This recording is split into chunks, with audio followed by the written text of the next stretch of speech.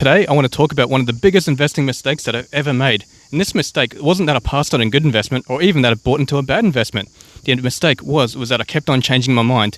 And to explain why this is actually a mistake, first we need to take a look under the hood of the investment markets. Oh, hang on, this is the car engine.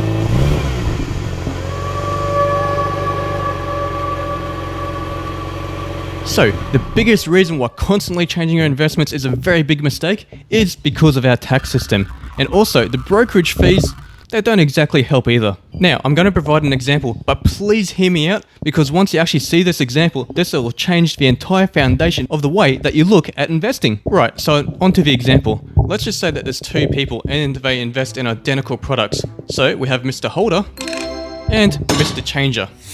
And Mr. Holder and both of them decide to invest $1,000 into an identical share which grows at say 10% per year. And for this example, let's just say that both of them are earning $60,000 per year just so that they're in the same tax bracket. Mr. Holder will invest his $1,000 and then he'll forget about it until 10 years time. So before we can work out what would happen after 10 years, we first need to figure out what would happen after 1 year. So Mr. Holder here, he would have to pay $15 in brokerage to get into the trade for his $1,000.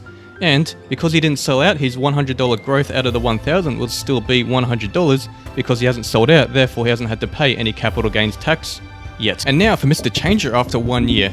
Let's just say that within that year they decided to buy into the investment which grew at 10%, so $100, and then they decided to change their mind and then they sold out of it and then they decided to buy back into it.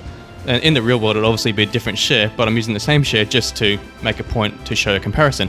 So let's just say that this happened. Instead of paying $15 brokerage, he would have paid $30, and he would also pay the full capital gains tax rate, so he would lose $27.50 from that $100. So he'd only be keeping $57 out of that growth so far. So with Mr. Holder, he'd have $100 compounding on that growth, whereas Mr. Changer will now only have $57 added onto that compounding growth.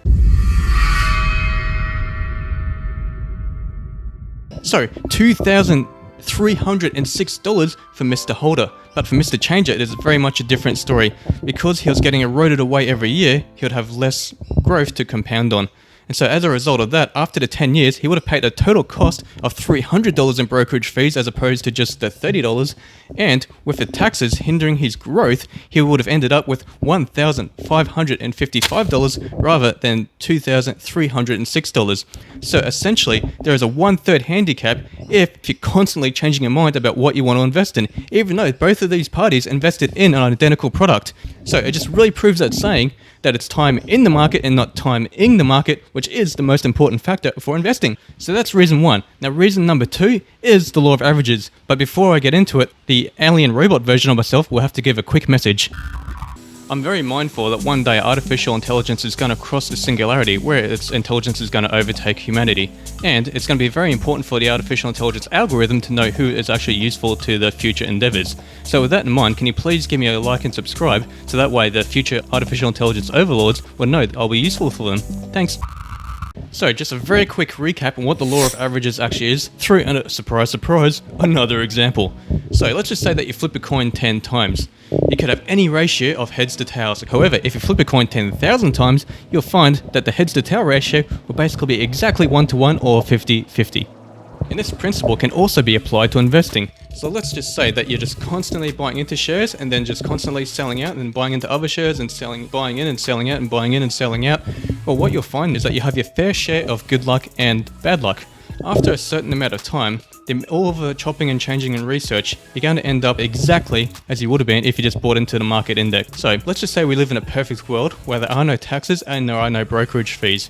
You'll find that Mr. Changer, through all of his research and all of his hard work and all of his due diligence, he would end up with an identical result if he did enough trades as what Mr. Holder would have gotten just through buying into the investment and not giving it a second thought. So he's doing so much extra work and so much extra research and so much extra running around and stress just to get an identical result as Mr. Holder, who has basically just done nothing except watch this video and buy into an index fund. Anyway, thanks for watching, and oh no, is that magic? Oh, there you are. We couldn't find you for a while. They didn't make you like and subscribe while you were in there, did they?